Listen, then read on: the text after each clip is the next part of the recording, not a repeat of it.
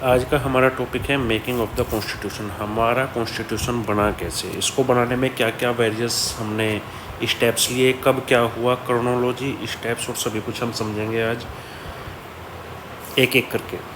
इसमें सबसे पहले हमको याद रखना है 1934। तो पहली जो चीज़ याद रखनी है वो रखनी है 1934 में एम.एन. रॉय साहब जो थे, इन्होंने आइडिया दिया था किस चीज़ का, एक कॉन्स्टिट्यूशन असेंबली होनी चाहिए। तो हमने जो आइडिया लिया सबसे पहले, ये कब याद रखना है 1934 में। फिर हमको याद रखना है कि 1935 में एक साल के बाद हमने क्या किया, कांग्रेस ने, जो इंडियन नेशनल कांग्रेस थी, उन्होंने ऑफिशियली इसकी डिमांड की। अभी तक तो ये आइडिया था, अब हमने ऑफिशियली, अगर आपसे पूछा जाए कि ऑफिशियली कब डिमांड की, तो 1935 में हमने डिमांड की कि हमें एक कॉन्स्टिट्यूशन असेंबली हमारी होनी चाहिए। 1935 से लेकर के फिर 1937 में इलेक्शंस हो गए थे।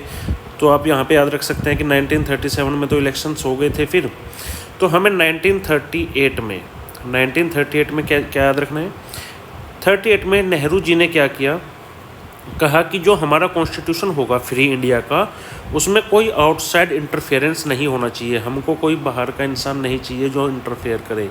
उनका इशारा किस तरफ था, ब्रिटिशर्स की तरफ था। ये कब पूछ किया, 1938 में। ओके, 1939 में फिर यहाँ पे आपको याद रखना पड़ेगा कि 1939 में क्या हुआ था। 1939 में सेकेंड वर्ल्ड वार 2 शुरू हो गया। ब्रिटिशर्स की मजबूरी हो गई हमसे समर्थन लेना, तो उन्होंने 1940 में हमारे पास क्या भेजा, अगस्त ऑफर। ये पीसीएस में भी और यूपीएससी भी बहुत पूछता है अगस्त ऑफर के बारे में। तो अगस्त ऑफर 1940 में पूछा था, कॉन्स्टिट्यूएंट असेंबली हम आपको वर्ल्ड वार 2 के बाद दे देंगे, हमसे वादा किया गया। और इसको किसने रिजेक्ट किया था, अगस्त ऑफर को रिजेक्ट किया था मुस्लिम लीग ने, इसको रिजेक्ट कर दिया। 1945 में सेकेंड वर्ल्ड वॉर ख़त्म हुआ। सेकेंड वर्ल्ड वॉर ख़त्म होने के बाद हमसे क्या बनाया गया हमारे लिए, cabinet mission plan. Cabinet mission plan के द्वारा हमें बताया गया कि भाई 389 आपके मेंबर्स होंगे। 389 मेंबर्स में से 296 मेंबर तो ब्रिटिश इंडिया में से होंगे और 73 मेंबर्स किस में से होंगे, प्रिंस में से होंगे। तो 73 राजकुमार होंगे, 296 हमारे ब्रिटिश इंडिया में से मेंबर होंगे। टोटल मेंबर कितने होंगे, 389। तो ये डाटा भी आपको याद रखना पड़ेगा एग्जाम पर्सपेक्टिव से। ये सब कुछ हो रहा था तो 9 दिसंबर 1946, 9 दिसंबर की वो डेट है जब हमारी कॉन्स्टिट्यूएंट असेंबली पहली बार मीट हुई। ये कब मीट हुई, फर्स्ट टाइम मीटिंग कब हुई थी, 9 दिसंबर 1946 को। कितने मेंबर आए थे इसमें, टोटल 211, 2 से कम 1, यानी कि 211। फ्रेंच प्रैक्टिस पे, फ्रांस देश के हिसाब से हमने अपने सबसे वृद्ध इंसान सच्चिदानंद सिन्हा जी को क्या बनाया, इसका प्रेसिडेंट बनाया। तो इसका प्रेसिडेंट किसको बनाया गया था, सच्चिदानंद सिन्हा जी को। कौन सी प्रैक्टिस थी, फ्रेंच देश के आधार पे हमने इसको बनाया था। 9 दिसंबर से 2 दिन बाद, अभी ये तो सिर्फ एक सेरिमोनियल था। उसके बाद हमने क्या किया, 11 दिसंबर 1946 को हमने राजेंद्र प्रसाद साहब को प्रेसिडेंट सेलेक्ट किया। फिर हमने वाइस प्रेसिडेंट बनाए 2, मुखर्जी साहब और कृष्णमाचारी साहब। तो मुखर्जी साहब और कृष्णमाचारी साहब हमारे वाइस प्रेसिडेंट थे, राजेंद्र प्रसाद हमारे प्रेसिडेंट साहब थे। अब इसको में क्या याद रखना है, इसमें एक चीज़, एक फैक्ट छूटा हुआ है कि राजेंद्र प्रसाद को प्रपोज किसने किया था, तो वो किया था जे.बी. कृपलानी ने। आप यहाँ पे लिख लेना, जे.बी. कृपलानी। तो जे.बी. कृपलानी साहब ने इनको प्रपोजल दिया था कि राजेंद्र प्रसाद साहब होने चाहिए। यहाँ तक सब चीज़ ठीक चल रही थी। 2 दिन बाद देखो, 9 से 11, 2 दिन, 11 से 13 दिसंबर 1946 को हमने ऑब्जेक्टिव रेजोल्यूशन पास किया, वो मूव किया, पास नहीं किया सॉरी, ये मूव किया हमने। और फिर हमने दिसंबर से लेकर के 22 जनवरी तक हमने इसको अडोप्ट किया रेजोल्यूशन को। तो हमने मूव किया था, ये वर्ड बहुत इंपॉर्टेंट है, याद रखना कि हमने मूव कब किया। तो मूव तो हमने 13 दिसंबर को ही कर दिया था इसको, लेकिन हमने इसको अडोप्ट कब किया, अडोप्ट किया हमने इसको 22 जनवरी को। अडोप्ट के बाद हमने क्या किया, 28 अप्रैल, 3 महीने बाद 28 अप्रैल में हमने 6 स्टेट्स को और पार्ट बनाया। अब आप इसको कैसे याद रख सकते हैं, इसकी एक ट्रिक है। आप इसकी ट्रिक क्या अपनाएंगे, URBJP। देखिए, U से क्या बनेगा, उदयपुर, R से क्या बनेगा, रेवा, B से 2 बनेंगे, बड़ौदा, बीकानेर, J से क्या बनेगा, जयपुर, और P से क्या बनेगा, पटियाला। तो ये जो 6 स्टेट थे हमारे, ये हमारे पास 28 अप्रैल 1947 को आ गया। अगर आपसे पूछ लिया जाए डाल के कि 6 स्टेट कौन कौन से थे जो हमारे पार्ट बने, तो URBJP आपको याद रखना पड़ेगा। 3 जून 1947 को माउंटबेटन प्लान हुआ, हमारी फुल सोवरन बॉडी बना दी गई। फुल सोवरन बॉडी मतलब भाई हमारा इंटरफेरेंस, जो हमारी यहाँ पे आउटसाइडर इंटरफेरेंस की जो डिमांड थी कि भाई हमें कोई आउटसाइड का इंटरफेरेंस नहीं चाहिए, तो हमें क्या दे दिया गया, हमें अपनी कंप्लीट फुल सोवरन बॉडी दे दी गई। उसके बाद में माउंटबेटन प्लान में एक और दिया गया कि जो कॉन्स्टिट्यूएंट असेंबली होगी वो लेजिस्लेटिव बॉडी भी होगी, तो constituent assembly plus legislative body दी गई। मतलब कानून भी यही बनाएंगी और संविधान भी यही लिखेंगी, तो दोनों काम करने हैं आपके, किसको, कॉन्स्टिट्यूएंट असेंबली को ही। अब सबसे पहले हमें सबसे पहले ज़रूरत थी, अपना एक देश आज़ाद हो रहा था अब, तो हमने क्या किया, हमें सबसे पहले ज़रूरत थी क्या, फ्लैग की। तो हमने 22 जुलाई 1947 को सबसे पहले अपना क्या अडॉप्ट किया, नेशनल फ्लैग। तो सबसे पहली ज़रूरत क्या थी हमारी, नेशनल फ्लैग अडॉप्ट करने की। उसके बाद हमने क्या किया, इंडिया की मेंबरशिप ली हमने किसकी, कॉमनवेल्थ की।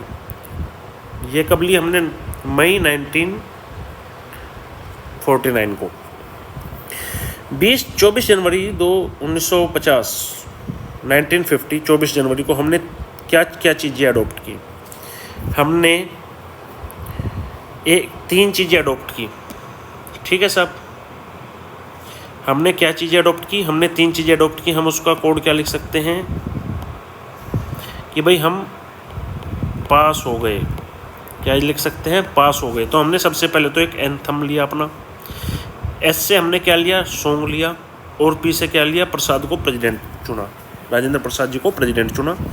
तो पास हो गए हम 24 जनवरी को, यानी कि हमने ए से एंथम लिया, एस से सॉन्ग लिया और पी से प्रेसिडेंट चुना प्रसाद जी को।